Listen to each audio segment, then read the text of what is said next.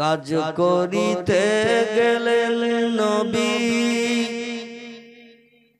কাজ করিতে গেলেন নবী, মা খাদিজার বাসায়।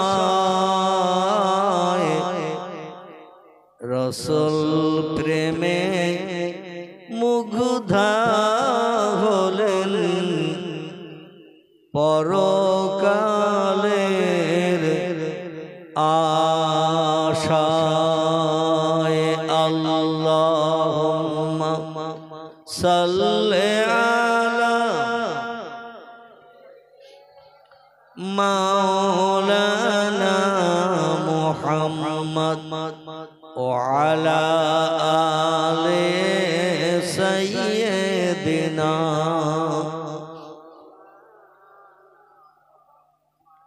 ইসলামেরই আলো যেমন, ইসলামেরই আলো যেমন হাবিবি বেলাল পেল, নবী ব্যথায় কাতর হয়ে সঙ্গী তারা হলো। আল্লাহুম্মা সাল্লি আলা মাওলানা মুহাম্মদ ওয়া আলা আলি সাইয়্যিদিনা।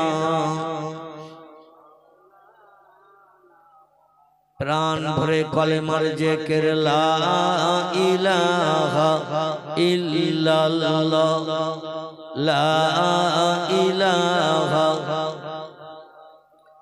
লা ইলাহা ইল্লাল্লাহ মুহাম্মাদুর রাসূল। বৃক্ষলতা কীট যারা, বৃক্ষলতা কীট যারা আপন স্বরে গাহে তারা,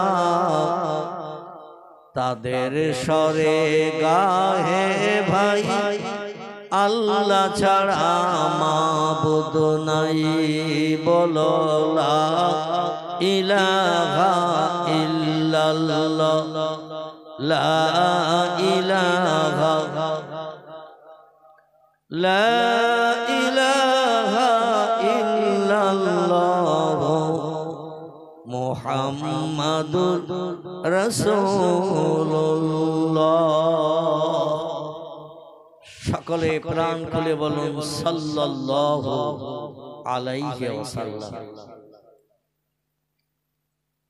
আল্লাহ পাকের অমোঘ বাণী, সত্য বাণী, সত্য কথা, মিষ্ট মধুর এবং সমস্ত সৃষ্টির কাছে আল্লাহর পবিত্র কোরআনে পাক, কোরআন মজিদ, কোরআন শরীফ পৃথিবীতে উত্তম মর্যাদাবান হিসাবে বিবেচিত। যদিও আমরা তাদের ভাষা, তাদের কাজকর্ম বুঝতে পারি না, কোরআন যারা তেলাওয়াত করেছে, কোরআন যারা পড়েছে, কোরআনের মর্যাদা সম্মান যারা দিয়েছে, পৃথিবীতে আল্লাহর দরবার থেকে তারা আসমানি অভ্রন্ত রহমত, করুণা, বরকত প্রাপ্ত হয়েছে। জোরে বলি সুবহানাল্লাহ। আমি সেই সত্য কোরআন থেকে ছোট্ট একটা আয়াতের কিয়াদংশ আপনাদের কাছে রেখেছি, যতটুকু রাখার দরকার ততটুকু। আজকের বক্তৃতার মূল সারাংশ হিসাবে আল্লাহ বলছেন, ইয়া আইয়ুহাল্লাযীনা আমানু, এ দুনিয়ার ঈমানদার মুমিন মুমিনা নর নারী, পৃথিবীতে সৃষ্টির শ্রেষ্ঠ জীব হিসাবে মানুষ বিবেচিত। লাকাদ খলাকনাল ইনসানা ফি আহসানি তাকবীব। আল্লাহ বলছেন, যত সৃষ্টি পৃথিবীতে আমি বানিয়েছি, সমস্ত সৃষ্টির ভিতরে আমি সেরা করে মর্যাদাবান করে পৃথিবীতে পাঠিয়েছি একটি জাতি সম্প্রদায়কে, যারা হলো ইনসান, মানব বা মানুষ। আরবি ভাষায় এদের বলা হয় ইনসান, ইংরেজিতে এদের বলা হয় ম্যান, বাংলা ভাষায় এদের বলা হয় মনুষ্য জাতি। আল্লাহ বলছেন মানুষ জাতিকে আমি সৃষ্টি শ্রেষ্ঠ করে পৃথিবীতে পাঠিয়েছি, তবে তারাই সৃষ্টি শ্রেষ্ঠ হিসাবে বিবেচিত হবে যারা আমাকে না দেখে বিশ্বাস করবে। কি দেখে? না দেখে। আচ্ছা, এখানে আমরা যতগুলো মানুষ বর্ষা মাথায় নিয়েও কোরআন হাদিসের আলোচনা শুনতে এসেছে, বিশেষ করে আমার স্নেহভাজন বক্তা জনাব হযরত মাওলানা মফিজুর রহমান সাহেব ধোবাবাড়িয়া, এই গ্রামে আমার মনে হয় আজ প্রথম না আগে এসেছে অনেক দিন আগে, মাঝখানে অনেকদিন ল্যাপস হয়ে গেছে। আমারও যেমন বছর তিনেকের মতো ল্যাপস ছিল অসুস্থ হওয়ার কারণে। যাই হোক, তো অনেক দিন আগে এসেছে। আবার কর্তৃপক্ষরা তাকে স্মরণ করেছেন। তিনি 1 ঘন্টা 20-25 মিনিটের মতো, আমি শুনলাম 9টায় 15 স্টেজে এসেছে। আমার ঘড়িতে 10টায় 37, যখন আমি তখন মসজিদ থেকে উঠে আসছি। যাই হোক, মিলাদ কিয়াম করতে 10টা 40, 42 কি 43 হয়েছে। তো হিসাব করলে 1.5 ঘন্টার কাছাকাছি মতো তিনি বক্তব্য আপনাদের কাছে রেখেছেন। আমি কোরআনে পাক থেকে তারই উপলক্ষ করে, কারণ নতুন মুখের নতুন কথা শুনতে চিনির রসের মতো লাগে। কিসের রস? কথা বলে চিনির রসের মতো লাগে, মানে মিষ্টি লাগে। তো কিছু মানুষ তার নতুন মুখ নতুন কথা শোনার জন্য কিছু মানুষের আগমন বেশি ঘটেছে। আর আমি তো এই গ্রামে আসা যাওয়া করছি কম বেশি 40 বছরের মতো। কথা বললাম 40 বছরের মতো, 2-1 মাস কম বেশি হবে। তো তিনি যদি না আসতেন, আমার ধারণা এই বর্ষা মাথায় নিয়ে এত মানুষ হয়তো আসতেন। কারণ হুজুরের অস্ত্র রোজ শুনি, আবার শুক্রবারও তো 20-25 মিনিট, আধা ঘন্টা বক্তব্য শুনি। যারা মসজিদে নামাজ পড়তে যান প্রতি জুমার দিন 25-30 মিনিট, আধ ঘন্টা, 40-45 মিনিট, 2-1 দিন প্রতি সপ্তাহে অধমের কণ্ঠের আওয়াজ মানুষের কর্ণ কুহারে ঢোকানো হয়। সংক্ষেপ, যিনি পৃথিবীর মোহমায়া ছেড়ে কবরে কবরস্থ হয়েছেন, আমাকে খুব ভালোবাসতেন, মহব্বত করতেন, স্নেহ করতেন তিনি, যার কারণে তিনি তার আপনজন সন্তানদের এমন কথা বলে গিয়েছিলেন, আমি মারা গেলে মাওলানা সাহেবকে দিয়ে জানাজা পড়াবে, কবর জিয়ারত করাবে, দোয়া করাবে, কিন্তু আমি খুব অসুস্থ থাকার কারণে তার জানাজা অ্যাটেন্ড করতে কি পেরেছি না পারি নাই। তখন খুব অসুস্থ ছিল। তো কর্তৃপক্ষ ছেলেরা তার মায়ের কথা মর্যাদা রক্ষার্থে গত বছর আমি অধম আমাকে দিয়ে আরো বক্তারা ছিল ওয়াজ নসিহত করেছেন, শেষ দোয়া করলাম দাঁড়িয়ে। আল্লাহ পাক তার মায়ের কবরকে যেন জান্নাতের বাগান বানিয়ে রাখেন, জীবনের অপরাধ ক্ষমা করে দেন। যেখানে কবরস্থ হয়ে আছে পার্শ্ববর্তী সমস্ত কবরস্থ ব্যক্তিরা শান্তিতে সুখে কিয়ামত পর্যন্ত কবরের স্থানে বসবাস করার সুযোগ পান, এ কামনা আমরা আল্লাহর দরবারে করি। সকলে বলুন আমিন। আসুন, আজকেরও দোয়া হবে, তবে আল্লাহর কাছে আমরা একটু তাকবীর ধ্বনি দিয়ে আল্লাহর নামের আওয়াজ তুলে এই কামনা করলাম। আল্লাহু আকবার ধ্বনি বলেছেন তো নাকি? এই জন্য আপনাকে দিয়ে আল্লাহর নামের আওয়াজ তুললাম। আল্লাহ যেন আজকে রাত দাঁড়িয়ে দোয়া না করে, বসা অবস্থায় দোয়া করা। আর বসা অবস্থায় দোয়া করাটা হলো সুন্নাত। কি বললাম? নবীজি সাল্লাল্লাহু আলাইহি ওয়াসাল্লাম যখন দোয়া করতেন, মজলিসে বসা অবস্থায় দোয়া করার নিয়ম আছে। আবার অনেক সময় ইস্তেসকার নামাজ পড়লে দাঁড়িয়ে দোয়া করতে হয়। ইস্তেসকা বোঝেন তো? এই বোঝেন না? যদি না বোঝেন তাহলে বলবেন, আর বোঝেন যদি সেটাও বলবেন তাহলে আমি আর দ্বিতীয়বার বলবো না। বোঝেন? কিচ্ছু বুঝতে পারছেন? হ্যাঁ, একটু আওয়াজ এসেছে। ইস্তেসকা বলতে যখন আসমানে মেঘ জমে না, শুধু প্রচন্ড রৌদ্র তাপ থাকে, পুকুর ঘাট শুকিয়ে যায়, জীবজন্তু হাইফাই হাইফাই করতে থাকে, গাছপালা অনেক জায়গায় শুকিয়ে যায়, এই সময় একটা নামাজ আছে, এই নামাজটির নাম হলো ইস্তেসকা। এই নামাজে দোয়া করতে হয় আল্লাহর দরবারে পানি কামনা করে, হাত তুলে দাঁড়িয়ে দাঁড়িয়ে। জোরে বলুন সুবহানাল্লাহ। মনে থাকবে তো? এবার কোনদিন জিজ্ঞাসা করলে যেন বলবেন না যে জানি না। ঠিক আছে তো? তখন দাঁড়িয়ে দাঁড়িয়ে আল্লাহর কাছে হাত তুলে, এমন কি কাঁধের নিচে হাত তুলে দোয়া করা বসে হলো উত্তম, মুবাহ বা মুস্তাহসান, কিন্তু এই দোয়াটা কাঁধের উপরে হাত তুলে করতে হয়। পয়গম্বর অনেক সময় বদরের যুদ্ধে, ওহদের যুদ্ধে, পয়গম্বর যখন সাহাবীদের নিয়ে ইসলামের প্রথম যুদ্ধ হয়েছে, পয়গম্বর যুদ্ধের মাঠে হাঁটতে হাঁটতে, দাঁড়িয়ে থেকে হাঁটতে হাঁটতে দোয়া করেছেন কাঁধের উপরে হাত তুলে। জোরে বলুন সুবহানাল্লাহ। এমন ভাবে হাত উঁচু করেছেন পয়গম্বর, দোয়া করছেন, আল্লাহ আমার সেনা সৈন্য 313 জন। কজন? 313 জন। আর বেঈমানদের সেনা সংখ্যা হলো 1000। কতটা? 1000। তাই 313 জনের ক ডবল হবে? 3 ডবল না 3 ডবলের বেশি? 300 হলে 3 ত্রিকে 9, কিন্তু ওরা সংখ্যা 1000। তাহলে 3 ডবল না 3 ডবলের বেশি? 3 ডবলের বেশি। তো রাসূল হাত তুলেছিলেন সেদিন, কাঁধের উপরে নয়, আরো উঁচু করে হাত তুলেছিলেন। এমনকি পয়গম্বরের কাঁধে এইরকম একটা রুমাল চাদর ছিল। কি ছিল? চাদর ছিল, চাদর। সেই চাদরটা এত উঁচু করে হাত তুলেছেন, চাদরটা পিছন দিক থেকে সরে গেছে। পিছন দিক থেকে সরে যে চাদরটা পিছনের ধুলার সঙ্গে লেগে গেছে, মানে হাত উঁচু করার কারণে চাদর নেমে গেছে কাঁধের থেকে, পিছন দিকে ধুলা মেখে রাসূল হেঁটে যাচ্ছেন দোয়া করতে করতে, আর ধুলায় চাদরটা ঘিসড়ে ঘিসড়ে যাচ্ছে। আচ্ছা, চাদর ঘিসড়ে ঘিসড়ে গেলে ওতে ধুলা বালি লাগবে না? লাগবে না? লাগবে কি না? লাগবে। কারণ এক জায়গায় দাঁড়িয়ে থাকলে হয়তো যেখানে পড়েছে সেখানে একটু আধা লাগতে পারে, আর যদি হেঁটে যায় তো অনেক ছেলেরা আমাদের দেখবেন এমন পাইপ্যান পরে, মানে পায়ের পাতার তলায় অন্তত 4 ইঞ্চি ঝোলে।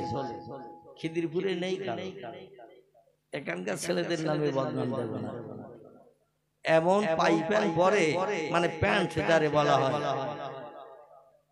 এই প্যান্টটা পায়ের পাতার তলায়, গোছের তলায় অন্তত 4 আঙ্গুল বেশি থাকে। শরীয়তের বিধান হলো পায়ের এই যে গিট আছে এর বলা টাকনু। কি বলা হয়?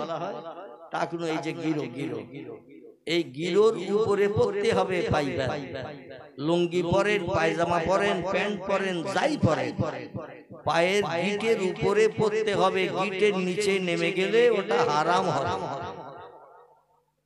আরে হারাম পোশাক পরিধান করলে ওই পর্যন্ত গিটুর নিচে যেগুলো যেই ঝুলে যাবে ওগুলো আল্লাহর জাহান্নামের আগুনে জ্বালিয়ে দগ্ধ করা হবে। অঙ্গের ওই জায়গাগুলো জ্বালিয়ে দগ্ধ করা হবে। আল্লাহ আমাদের হেফাজত করুন, সকলে বলি আমিন। আর যখন নামাজ আদায় করতে যাবে, পায়ের এই টাকনু গিটের নিচে কাপড় নেমে গেলে নামাজ মাকরুহ হবে, নামাজ আল্লাহর দরবারে কবুল হবে না। এই জন্য যখন নামাজে দাঁড়াবেন তাকবীর তাহরিমা বেঁধে লুঙ্গিটা দেখবেন গিটের নিচে গেছে কিনা, পায়জামাটা গিটের নিচে গেছে কিনা, কিংবা প্যান্টটা গিটের নিচে কিনা। তবে কিছু ছেলে চালাক আছে, নামাজে যখন যায় দেখবেন 3 ভাঁজ করে পায়ের দিকে গটিয়ে নেয়। কিছু ছেলেরা আছে, ওই 2 রাকাত 4 রাকাত ফরজ নামাজ হয়ে গেছে, এখন তো মসজিদে ফরজ ছাড়া আর সুন্নত নফল আর কিছুই হচ্ছে না। মানে অধিকাংশ জায়গায় শেষে ইমাম সাহেব দোয়া করার জন্য বাচ্চা ছাড়া আর বয়স্ক মানুষ পাচ্ছে না। শেষে তিরমিজি শরীফের হাদিস, আবু দাউদ শরীফের হাদিস, ইমামের জুমার দিন মেহরাবে যেয়ে বসা থেকে নিয়ে ইমাম যত সময় মেহরাব থেকে উঠে না যাবে তত সময় পর্যন্ত আল্লাহ তার রহমতের দরজা খুলে দিয়ে রাখেন। ইমাম যে দোয়া করেন ওই দোয়ায় যত মানুষ শরীক হবে আল্লাহ পাক তাদের জন্য দোয়াটা কবুল করে তাদের জীবনে সুখ শান্তি, দুঃখ দুর্দশা, বিপদ আপদ, বালা মুসিবত সব দূর করে দিয়ে দেবে। জোরে বলি একটু সুবহানাল্লাহ। কিন্তু আমাদের গ্রামের মসজিদের কথা বলছি, খিদিরপুরের কথা বলবো না। আমাদের গ্রামে মসজিদে 1000-1500 মতো মানুষ হয় জুমার দিন। কতটা বললাম? 1500-এর মতো মানুষ হয়। 20, 50, 10, 20 বেশি হতে পারে, কমও আবার 2-1 দিন হতে পারে। তো কোন রকমে ইমাম সাহেব ফরজ 2 রাকাত নামাজ পড়িয়ে দিলেই 3 ভাগের 1 ভাগ ছুটে নিয়ে যেন ছুটে বেরিয়ে যাচ্ছে, গায়ে তীর মেরেছে। কি মেরেছে? তীর মেরেছে। যন্ত্রণায় ছটফট করতেছে, কিংবা বল্লা পোকা, ভেমরুল পোকা কামড়িয়েছে।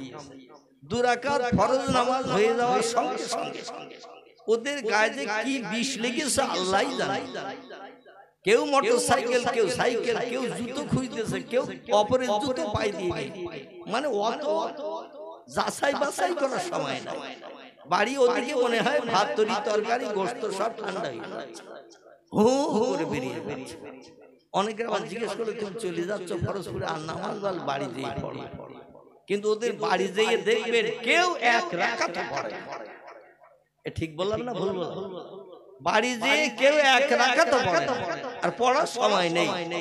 কারণ মসজিদ হলো ইবাদতের জায়গা, সেখানে যখন 2 রাকাত পড়তে পারলে না ফরজ নামাজের পরে বাড়ি যেয়ে পড়বে, এটা বিশ্বাস হয়? ও কোথায় ছুটে বেরিয়ে যাবে তার ঠিক ঠিকানা। নাউজুবিল্লাহ। আমার ভাইরা, আমি যেটা আপনাদের কাছে বলতে চাইছিলাম সেটি হলো এই, আল্লাহ পাক আজকের হায়াতে বাঁচিয়ে রেখেছেন, আমরা বেঁচে আছি। আগামীকাল আমরা সবাই বেঁচে থাকবো, হাত তুলে সার্টিফিকেট দিতে পারবো। কালকে বেঁচে থাকবো দিতে পারবো না, কারণ ফাইজা জা আজালুহুম লা ইস্তাখিরুনা সাআতাও ওয়া লা ইস্তাকদিমুন। আল্লাহ বলছেন যার তকদিরে মৃত্যু আমি যেদিন লিপিবদ্ধ করে রেখেছি, 1 সেকেন্ড আগে 1 সেকেন্ড পরে তার মরণ সংঘটিত করা হবে না। বেলা 10টা বেজে 15 মিনিট 11 সেকেন্ডে যদি মরণ লিখে রাখি, বেলা 10টা বেজে 15 মিনিট 12 সেকেন্ডে মরণ হবে না, আবার 10 সেকেন্ডও হবে না। যে সেকেন্ড রেখেছি সেই সেকেন্ডই হবে। চিল্লাই বলুন একটু সুবহান। এই জন্য এই বসে আছি, জলসা শেষ করে বাড়ি যেতে পারবো, এই সার্টিফিকেট দিতে পারবো। কত মানুষ ওয়াজ শুনতে এসে মারা গেছে, বাড়ি যেতে পারেনি। ওয়াজের মজলিসে আজরাইল পাঠিয়ে দিয়ে ইন্তেকাল করিয়েছে। একটা ছোট্ট ঘটনার কথা বলে আমি কোরআনের আয়াত ও হাদিস শরীফটা রেখেছি, ওদিকে এগিয়ে নিয়ে যাব। মরণ কেমন সাংঘাতিক জিনিস। পৃথিবীতে একজন বিশ্বব্যাপী বাদশাহিত্য করা ব্যক্তির কথা আগে বলবো, তারপরে কোরআনের আয়াত ও হাদিস শরীফটির সমন্বয়ে আরেকজন বাদশার কথা বলে আজকের বক্তৃতার ইতি টানবো ইনশাআল্লাহ। তামাম পৃথিবীব্যাপী 2 জন ব্যক্তি বাদশাহিত্য করেছে মুসলমানদের ভিতরে। কজন বললাম? 2 জন। তামাম পৃথিবীব্যাপী বাদশাহিত্য করেছে। পৃথিবীতে আর কোন ধর্মাবলম্বী বিশ্বব্যাপী বাদশাহিত্য করেছেন আমার নলেজে জানা নাই। কোন দেশে করেছে, দীর্ঘদিন করেছে, কিন্তু তামাম পৃথিবীব্যাপী বাদশাহিত্য করেছে আমার নলেজে নাই। তবে 2 জন ব্যক্তিকে আল্লাহ পাক ঈমানদার ব্যক্তিকে কিদার ঈমানদার, ইয়া আইয়ুহাল্লাযীনা আমানু, আয়াতের প্রথম অংশ হলো হে আমার বিশ্বাসী বান্দা বান্দা। বিশ্বাসী বলতে না দেখে বিশ্বাস করা, এটির নাম হলো আমানু। এটির নাম হলো আমানু। আমানু ঈমান এনেছো আমার উপরে আমারে না দেখে। আমরা যারা বসে আছি কেউ দেখেছি আল্লাহ? আমাদের বাচ্চা কাচ্চারাও দেখবে বলে মনে হয়? আমাদের বাপ দাদা যারা মারা গেছে তারাও দেখেছে? দেখি না। এই না দেখে বিশ্বাস, এরই নাম হলো আমানু বা ঈমানদার বলা হয়েছে। তেই ঈমানদার দুইজন ব্যক্তি, একজনের নাম বাদশাহ সুলাইমান হিসাবে কোরআনের ভিতরে তার নাম কোট করা হয়েছে, যিনি আল্লাহর উপরে এত বিশ্বাস, অগাধ বিশ্বাস এনেছিলেন। আল্লাহ পাক তাম পৃথিবীব্যাপী বাদশাহিত্য করে রাজিত্ব দিয়ে তার সম্মান বাড়িয়েছিলেন। আরেকজন পৃথিবীতে বিশ্বব্যাপী বাদশাহিত্য করেছে, এই লোকটির নাম হলো সেকেন্দার জুলকারনাইন। কি নাম বললাম? সেকেন্দার জুলকারনাইন। সেকেন্দার জুলকারনাইনের লম্বা ঘটনা, তার জীবনী সময় সুযোগ হলে অন্যদিন একদিন আলোচনা করব। আজকের বাদশাহ সুলাইমানের একটা কথা বলি, আমি আমার মূল বক্তব্য আপনাদের নিয়ে যাব। আল্লাহ পাক রব্বুল আলামিন পয়গম্বর সুলাইমানকে ডেকে বললেন, সুলাইমান, আমি তিনটি জিনিস তোহফার স্বরূপ তোমার জন্য পৃথিবীতে পাঠাচ্ছি, তবে তিনটির যে কোনো একটা তোমাকে চেয়ে নিতে হবে। আমি তিনটি নমুনা তোমারে দেখাচ্ছি, যেটা চাইবে সেটা দেব, তবে সব তোমাকে দেব না। তিনটির ভিতরে যে কোনো একটা আমার কাছ থেকে চেয়ে নাও। সুলাইমান বললেন, মা হিয়া ইয়া রব্বি, আল্লাহ তিনটি জিনিস কি কি আগে নাম বলুন। আমার ব্রেন মগজ জ্ঞানের মাধ্যম দিয়ে আমি যাচাই করে একটা যখন নিতে হবে ভালোটাই নেব, না খারাপ নেবে? তিনটির ভিতরে একটা নিতে হবে, তখন যাচাই বাছাই করে কেউ যদি শাড়ি কিনতে যায় দোকানে, যদি দুটো পাঁচটা দেখায় আর যদি বলে যে কোনো একটা পছন্দ করো, পয়সা লাগবে না, তোমার গিফট দেব, ও কি খারাপটা নেবে? কম দামেরটা? খুব মসৃণ, হালকা পাতলা, নকশা ভালো, সুতো ভালো, তাই দেখে একটা দামি কাপড় সাইজ করে। সুলাইমান বললেন, আল্লাহ জিনিস তিনটি কি কি একটু বলুন।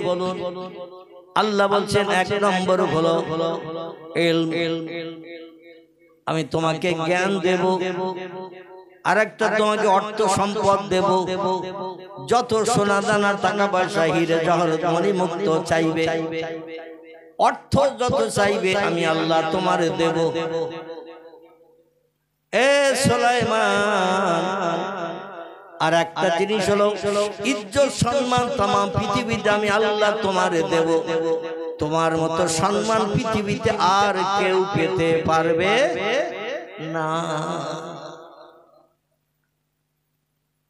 সুলাইমান চিন্তা ভাবনা করছেন কি নেই, অর্থ সম্পদ চাইলে আল্লাহ ভরে দেবেন আমারে, মান সম্মান ইজ্জত চাইলে এমন সম্মান ইজ্জত আল্লাহ আমারে দেবে, যেখানে যাব সেখানে মানুষ আমাকে রেসপেক্ট করবে, সম্মান দেবে, মর্যাদা দেবে, আমারে হুজুর হুজুর করবে, ইজ্জত করবে, আমার সম্পর্কে বিরূপ বাজে মন্তব্য কেউ করবে না। তিন নম্বরে আল্লাহ বললেন, শোনো, কিংবা আর একটা জিনিস যদি চাও আমি আল্লাহ দেব, সেটির নাম হলো ইলম, জ্ঞান। জ্ঞান জ্ঞান দেব। কোনটা তোমার পছন্দ বলো। আচ্ছা, আমি আপনাদের কাছে একটু যাচাই করি। প্রথম এই তিনটে যদি আল্লাহ আমার স্বপ্ন যোগে বলে তিনটের কোনটা চাও বলো, আমরা কি নেব? মনে আছে ওয়াজ আগে শুনেছেন? ওয়াজ যদি আগে না শুনে থাকতেন, শোনেন আল্লাহ। অধিকাংশ ব্যক্তি চাইবে সোনা দানা টাকা পয়সা হিরে মুক্ত, অল্প একটুখান জিনিসের দাম কোটি কোটি টাকা। এই সোনা দানা হিরে জহরত মণি মাণিক্য কাঞ্চন অর্থ লোভে আমরা পৃথিবীতে পাগল পারা হয়ে ঘুরি। দুই নম্বর কিছু মানুষ চায় ইজ্জত সম্মান আত্মসম্মান মর্যাদা পৃথিবীতে সুনাম সুজা সুখ্যাতি অনেক মানুষ পৃথিবীতে চায় না তিন নম্বরে হলো আল্লাহ বললেন যদি তুমি চাও ওই দুটি জিনিস ল্যাপস করে আমি আল্লাহ তোমারে জ্ঞান দান করব। এখন বুদ্ধিজীবী যারা চিন্তাশীল যারা তারা কিন্তু অর্থ চাইবে না, ইজ্জত মান সম্মান চাইবে না, সুনাম সুজর সুখ্যাতি চাইবে না, তারা আল্লাহর কাছে চেয়ে বলবে ইলম জ্ঞান। জোরে বলুন সুবহান। সুলাইমান একটু মাথা নিচু করে চিন্তা ভাবনা করে বলছেন আল্লাহ আমি অর্থ সম্পদ চাই না, ও আল্লাহ মান সম্মান ইজ্জত সুনাম সুজা সুখ্যাতি আমি চাই না, আপনি আমাকে ইলম দান করুন, জ্ঞান দান করুন, আমি জ্ঞান চাই। আল্লাহ ডেকে বললেন সুলাইমান তুমি এমন একটা জিনিস আমার কাছে চেয়েছো ওই জিনিসের ভিতরে আর দুটো সঙ্গে জড়িত হয়ে আছে। আর একটু জোরে বলুন, এমন একটা জিনিস আমার কাছে তুমি চেয়েছো, তুমি যদি ইলম জ্ঞান তুমি নাও তাহলে ওর সঙ্গে মান সম্মান ইজ্জত জড়িয়ে আছে, সুনাম সুজা সুখ্যাতি জড়িয়ে আছে। একটা উচ্চ শিক্ষিত মানুষকে আমরা সম্মান দেই না তারে সম্মান দেই, মর্যাদা দেই, তার সম্পর্কে ভালো ভালো সাধুবাদের কথা বলি। পৃথিবীর মানুষ শিক্ষিত ব্যক্তির একটা সুনাম করে। দুই নম্বরে যে লোকটা উচ্চ শিক্ষিত হয় অর্থ সম্পদ তার পিছনে পিছনে ঘোরে না, ওই লোকটা অর্থের পিছনে ঘোরে। কথা বলে ভুল হলে আমি আসি আর ঠিক হলে আলহামদুলিল্লাহ। তবে এই টিপটা পানি পড়ছে, পান্ডেলের আওয়াজ শুনতে পাচ্ছেন, এই পান্ডেলের ত্রিপলে পানি পড়ছে শোনা যাচ্ছে, কিন্তু আমি আপনাদের কথা শুনতে পাচ্ছি না। পানি পড়ছে টিপটা, কানে আওয়াজ পাচ্ছি বেশ ভালো, কিন্তু আমি এত জোরে মাইকে হাঁকতেছি কিন্তু আপনাদের আওয়াজ তো মোটেই পাচ্ছি না। যে লোক ইলম অর্জন করে, জ্ঞান অর্জন করে, শিক্ষা অর্জন করে, এ লোকটা অর্থের পিছনে ঘোরে না, অর্থ তার পিছনে ঘোরে। আলহামদুলিল্লাহ আলহামদুলিল্লাহ। শিক্ষিত ব্যক্তিরা অর্থের পিছনে ঘোরে না, অর্থ এদের পিছনে ঘোরে। শুধু বলে নাও নাও নাও। জোরে বলুন একটু সুবহান। আমার ভাইরা, এই সুলাইমান পয়গম্বর আপনাদের মতো রাজ দরবারে বসে আল্লাহ দেয়া জ্ঞান পাওয়ার কারণে, কারণ ইলম চেয়ে নিয়েছিলেন তিনি, এই জ্ঞান চেয়ে নেওয়ার কারণে আল্লাহ আসমানি জ্ঞান তারে দান করেছেন। সব থেকে সেরা জ্ঞান আল্লাহ একজন ব্যক্তিকে দিয়েছেন, তিনি কে? আলহামদুলিল্লাহ আলহামদুলিল্লাহ। সব থেকে আল্লাহর তরফ থেকে সেরা জ্ঞানে জ্ঞানান্বিত হয়েছেন যিনি, তিনি হলেন পয়গম্বর মুহাম্মদুর রাসূলুল্লাহ। জোরে বলুন সাল্লাল্লাহু আলাইহি ওয়াসাল্লাম। 63 বছরের জিন্দেগিতে কোন ব্যক্তি প্রশ্ন করে আল্লাহর নবীকে ফেল করতে পারেনি। যখনই কোনো প্রশ্নের সম্মুখীন পয়গম্বর হয়েছে, নিজের ব্রেন মগজে এই প্রশ্নের প্রত্যুত্তর জ্ঞান নাই, তখন তিনি একটু মাথা নিচু করে কিংবা মাথাটা উঁচু করে আসমানের দিকে তাকিয়েছেন। এলা সামা, আকাশের দিকে একটু মাথাটা উঁচু করেছেন। আর উপরে কে আছেন? উপরে তার নিচে কে? আমাদের মেয়েরা বলে নিচে মা খাকি আর উপরে আল্লাহ। এই শুনেছেন? এই মেয়েরা বলে না এরকম বলে। মাঝে মধ্যে ছাদের উপরে ধান নেড়িতেছে, ঝমঝম করে পানি এসে বলে আল্লাহ চোখ নেই। আমি দুটো ধান নেড়ে দিয়েছি ছাদের রোদ দেখে, আর অমনি মেঘ দিয়ে ঝমঝম করে পানি, আল্লাহ চোখ নেই। কারো যদি একটা বাচ্চা পুকুরের পানিতে নাউজুবিল্লাহ ডুবিয়ে মারা যায়, সে বলে আল্লাহর বিচার নেই। অমুকে 3টে ছেলে একটা মরে গেল আর দুটো থেকে, তারা আমার একটা ছেলে আল্লাহ তারা পুকুরের পানিতে ডুবিয়ে মেরে গেছে। আচ্ছা, ঈমান থাকবে? আল্লাহ যেটা করেন সবই আমাদের মানিয়ে নিতে হয়। এই মানিয়ে নেওয়াটার নাম হলো ঈমান। জোরে বলুন একটু সুবহান। আমার ভাইরা,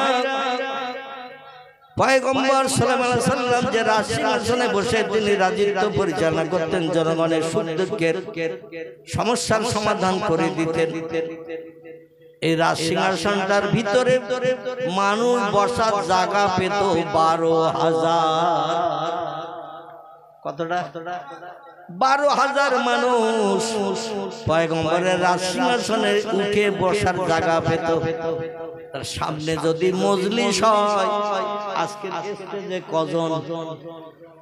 স্টেজে তাহলে স্টেজে লোক বেশি না আপনারা বেশি? কি স্টেজে মাত্র আমরা 2 জন, আর আপনারা হলেন অগণিত। মোটামুটি 7খানের উপরে কি 2-5 জন কম বেশি হবে। আমি একটু তাকবীর দেই, জোরে আওয়াজ তোলেন দেখি। নারায়ে তাকবীর, নারায়ে তাকবীর। সিলসিলায়ে হক ফুরফুরা শরীফ, সিলসিলায়ে হক ফুরফুরা শরীফ, মদিনা শরীফ, মক্কা শরীফ, আল বাগদাদ শরীফ। নারায়ে তাকবীর, নারায়ে তাকবীর। মোহাব্বত একটু দরুদ শরীফ। আল্লাহুম্মা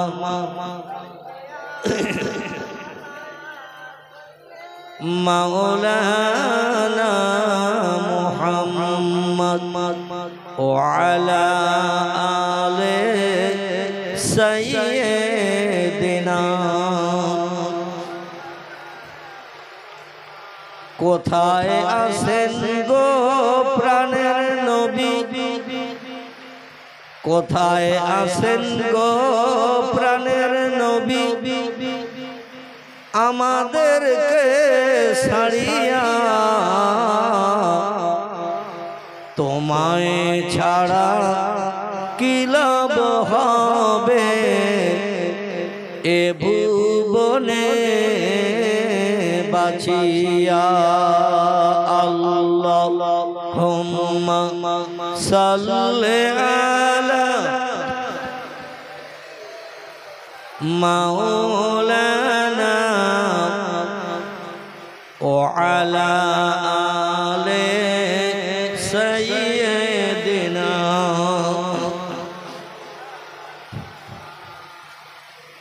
অসুবিধা হচ্ছে না তো কারো? যদি কারো গায়ে পানি পড়ে চেয়ারটা আগা পিছে করে নেবে, কারণ ত্রিপলের যেখানে তো ছিদ্র টিদ্র আছে সেখান থেকে পানি পড়তে পারে। যদি কারো গায়ে 2-1 ফোঁটা পানি পড়ে ত্রিপল ভেদ করে চেয়ার আগা পিছা করে নেবেন। যত সময় বসার মতো পরিবেশ থাকবে ইনশাল্লাহ তত সময় মজলিস চলবে। বসার পরিবেশ যদি আর না হয় তাহলে আমরা আল্লাহর কাছে কামনা করব, দোয়া করব। ঠিক আছে তো নাকি? আমার ভাইরা, পয়গম্বর সুলাইমান নবী রাজসিংহাসনে বসে দেশের জনগণকে সামনে নিয়ে বক্তৃতা করছেন, ওয়াজ করছেন। এমন সময় একজন মানুষ দৌড়িয়ে ছুটে হাঁপাতে হাঁপাতে দৌড়িয়ে ছুটে এসেছে। এসে মজলিসে বসে না, লোকটা সরাসরি পয়গম্বর সুলাইমান নবীর রাজ সিংহাসন, রাজতত্ত্ব, এই যে স্টেজ বলছিলাম, স্টেজ এসে পয়গম্বরের কাছে লুটিয়ে পড়ে সুলাইমান বক্তব্য রাখছেন। আগের যুগের মানুষ কথা বললে হাওয়ার মাধ্যম দিয়ে 2-1 হাজার, 2-5 হাজার, 10 হাজার, 20 হাজার মানুষের কানেও আওয়াজ পৌঁছে যেত।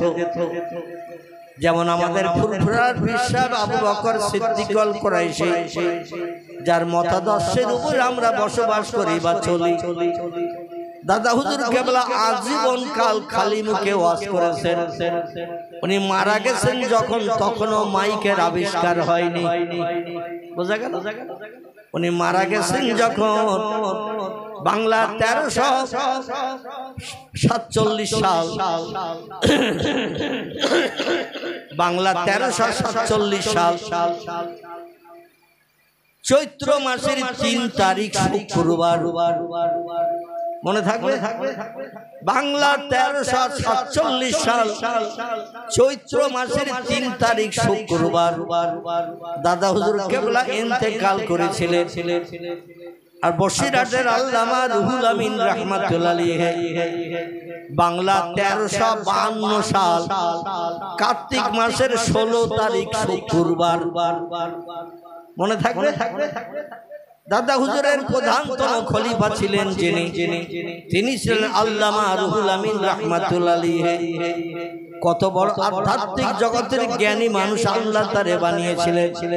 বলেছিলেন, বাবা বড় মাওলানা আল্লাহ আমার ইন্তেকাল করবেন জুমার দিন।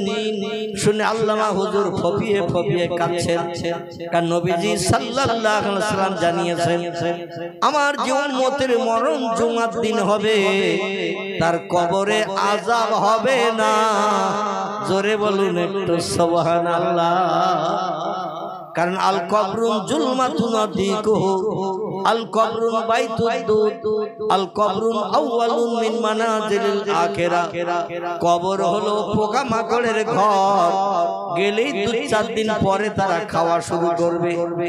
কবর হলো অন্ধকার বধির কারাগার, কেউ কারো দেখতে পাবে না, কেউ কারো নজরে পাবে না। অমাবস্যার অন্ধকার রাতের থেকেও ঘোরকৃষ্ট অন্ধকার, কেউ কিছুই দেখতে পাবে না। শুধু যারা খাবে তারাই শুধু খাদ্য অন্বেষণ করবে কবরের ভিতরে, আর খাবার জিনিস কোন দিকে আসে। আল কবরুন আউয়ালুন মিন মানাজিল আখিরা, কবর হলো পরকালের প্রথম নম্বর ঘাঁটি।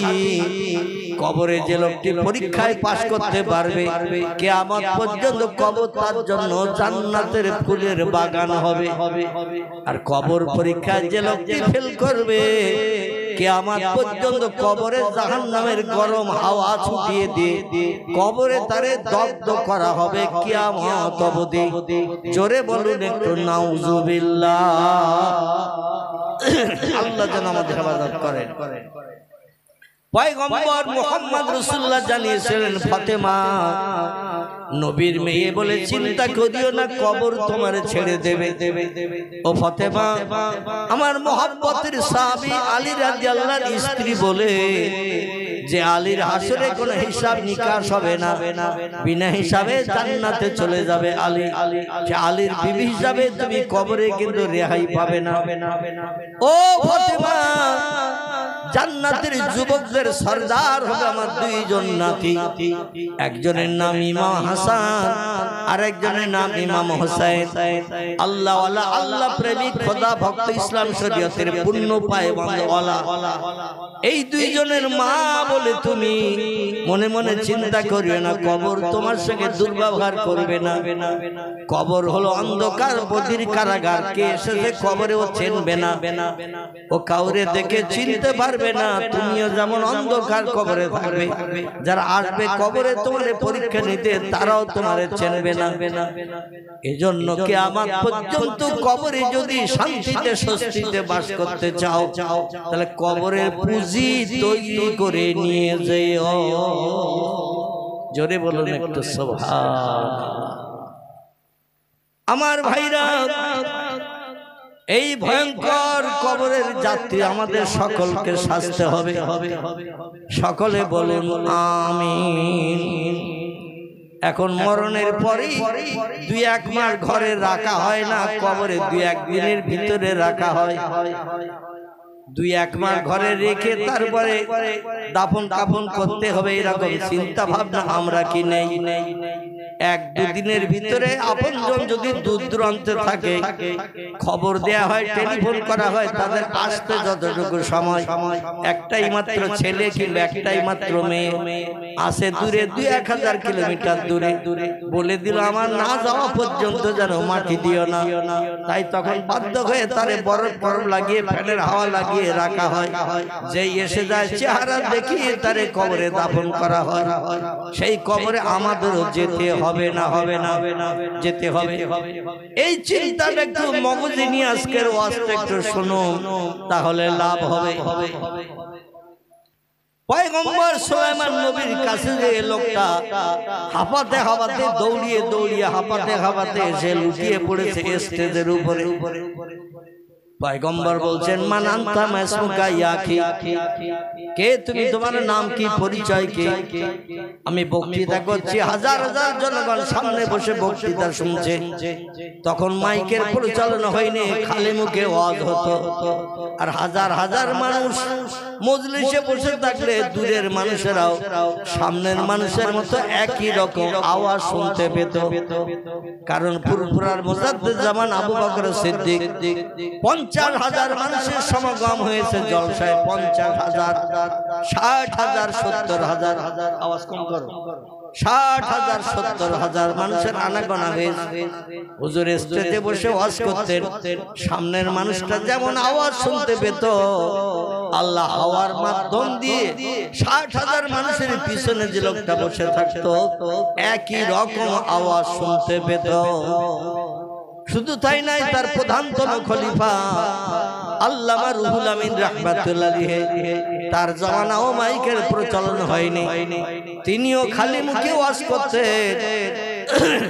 10-12 হাজারের কম মানুষ হতো না, উপরে 50, 60, 1,000, 1 লক্ষ মানুষের সমাগম হতো। সামনের লোকটা যেমন আওয়াজ শুনতে পেত, 1 লক্ষ লোকের পিছনে যে লোকটা বসে থাকতো পীর সাহেবের রুহানি দোয়ার বাবরকতে তার শাগরেদের মুখের আওয়াজ পিছনের মানুষ তেমন শুনতে পেত। জোরে বলুন একটু সুবহানাল্লাহ। আমার ভাইরা, পয়গম্বর সুলাইমান নবী বলছেন, কি খবর ভাই, তুমি দৌড়িয়ে হাঁপাতে হাঁপাতে আমার স্টেজে এসে কেন বসেছো? বলে, হুজুর আমারে বাঁচান, আমারে বাঁচান।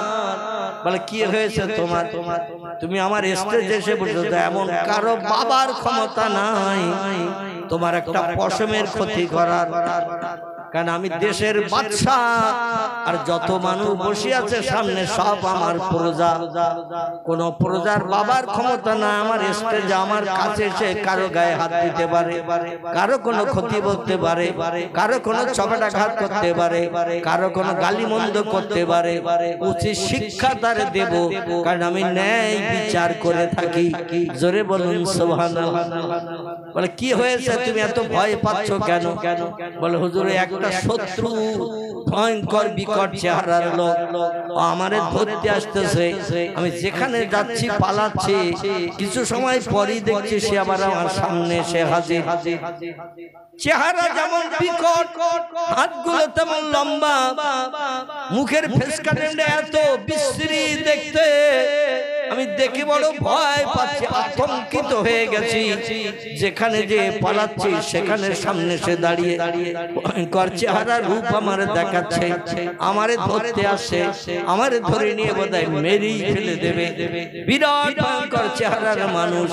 হুজুর তাই দৌড়াতে দৌড়াতে দৌড়াতে দৌড়াতে আমি আপনার রাজদরবারে রাজসিংহাসনে এসেছি, কারণ আপনি ছাড়া আমার ওই শত্রুর হাত থেকে, ওই হিংস্র চেহারার ব্যক্তির হাত থেকে আমারে রক্ষা করবে এমন কোন মানুষ আছে বলে আমার মনে হয় না। তা আপনার কাছে এসেছি হুজুর, আমার বিবি বিধবা হবে, সন্তান এতিম হয়ে যাবে, দুনিয়ার অর্থ সম্পদ ঘর বাড়ি যা আছে সব আমার হাতছাড়া হয়ে যাবে। লোকটা ধরে যদি একটাবার আষাঢ় দেয়, কিংবা আমার গলা টিপে ধরে আমার নাক বন্ধ করে দেয়, দেহ থেকে প্রাণ বেরিয়ে যাবে। তার চেহারা আমি দেখছি, বড় ভীত সন্তুষ্ট হয়েছি, ভয়ঙ্কর ভীত হয়েছি। আপনি অন্তত শত্রুর হাত থেকে আমারে বাঁচান।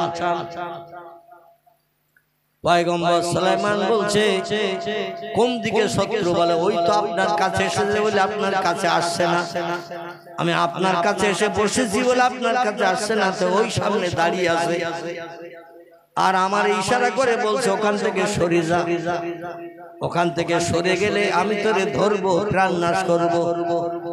হুজুর এখন ওই শত্রুর হাত থেকে আমার নিষ্কৃতির ব্যবস্থা করে।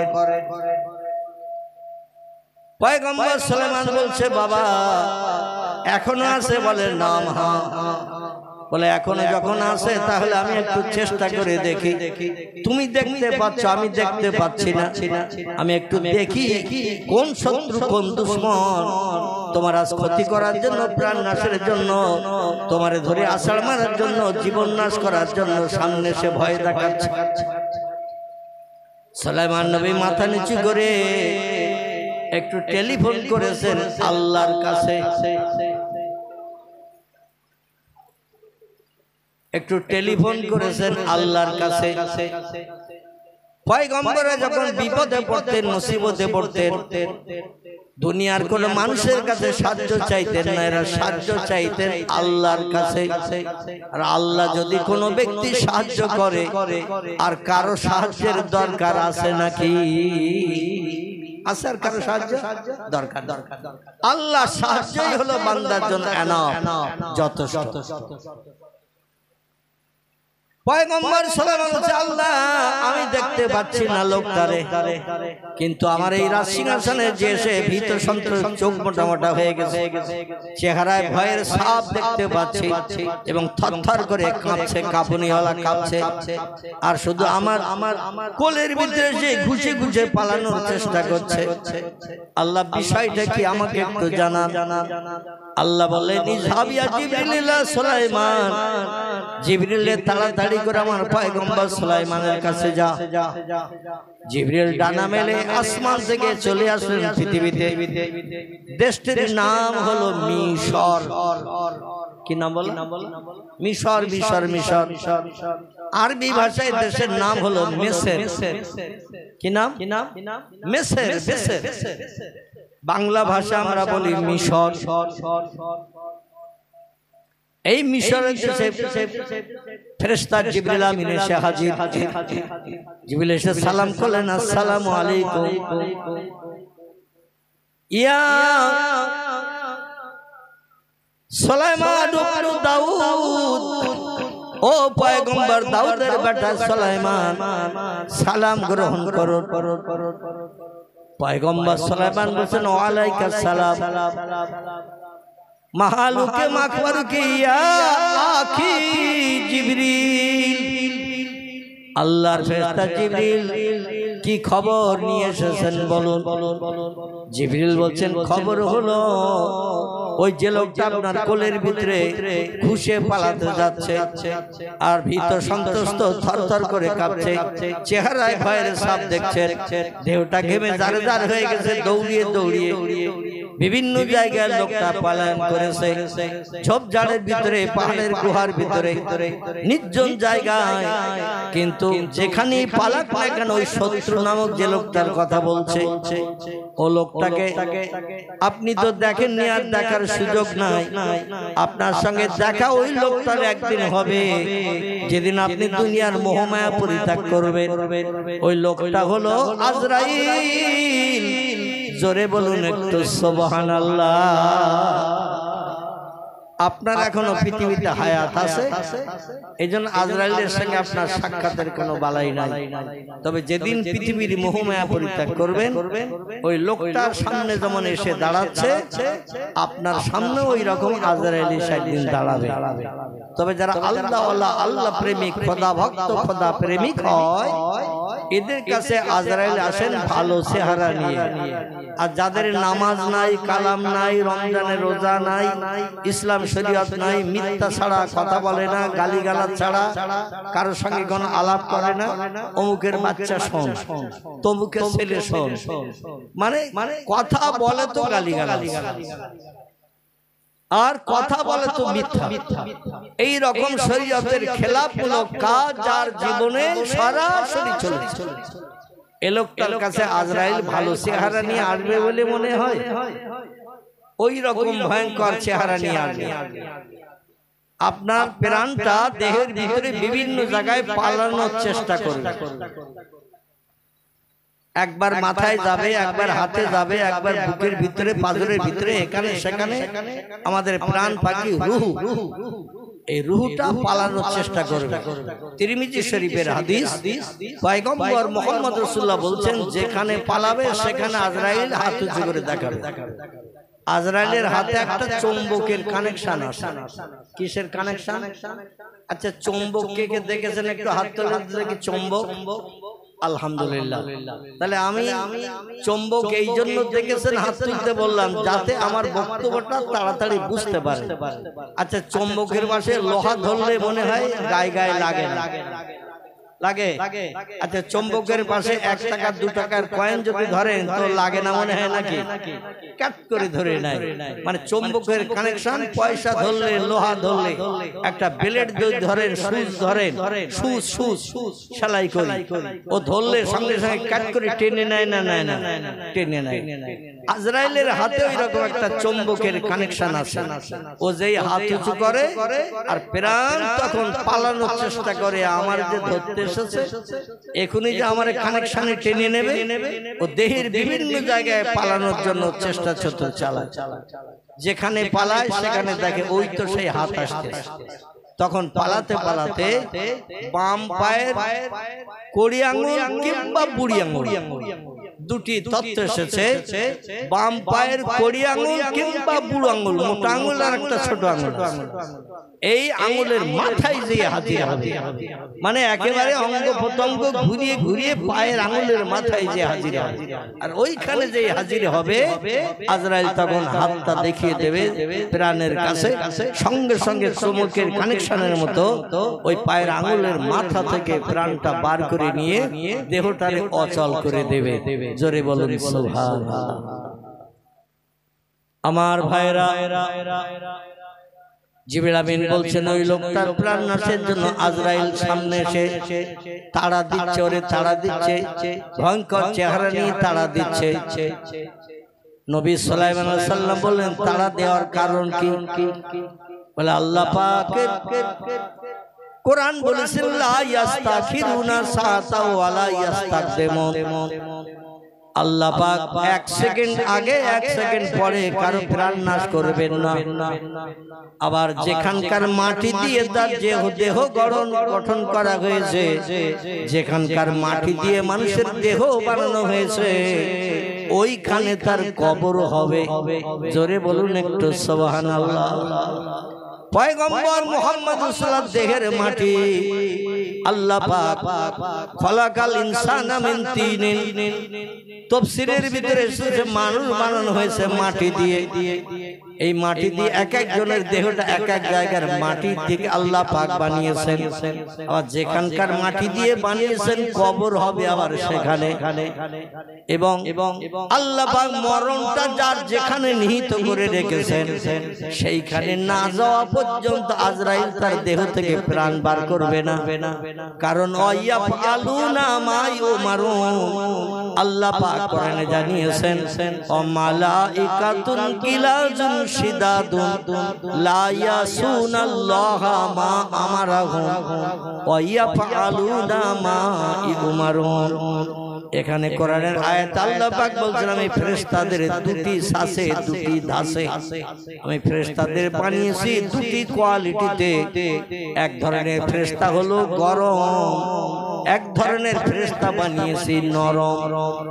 গরম ফেরেশতা হলো আজরাইল, নরম ফেরেশতা হলো জিবরাইল, মিকাইল, ইসরাফিল।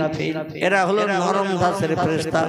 মালিক হলো গরম, আজরাইল হলো গরম, রুমাত হলো গরম, মুনকির নকির হলো গরম।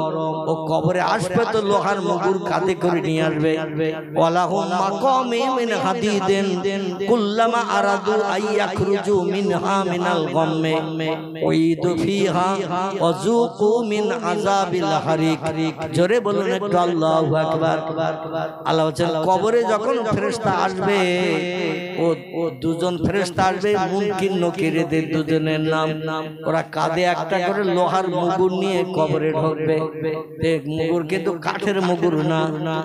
হাদিদ শব্দের বাংলা অর্থ হলো লোহা। লোহা মাকামে মিন হাদিদেন, লোহার বানানো মুগুর কাঁধে করে নিয়ে আসবে। প্রশ্ন করবে পড়বে তিনটি, উত্তর সঠিক দিলে মুগুরের ঘা খেতে হবে না। আর প্রশ্নের উত্তর যদি দিতে না পারি, ও মুগুরের ঘা মারবে মাথায় কবরে বসিয়ে। কবরে শোয়া অবস্থায় কবরে দাফন হয়, ওই লাশ জিন্দা করে কবরে বসানো হয়।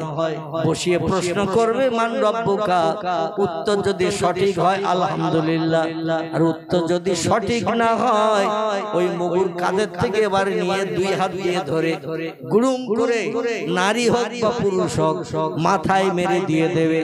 আর মাথায় মেরে দেওয়ার কারণে 70 গজ মাটির তলায় ঢুকে যাবে।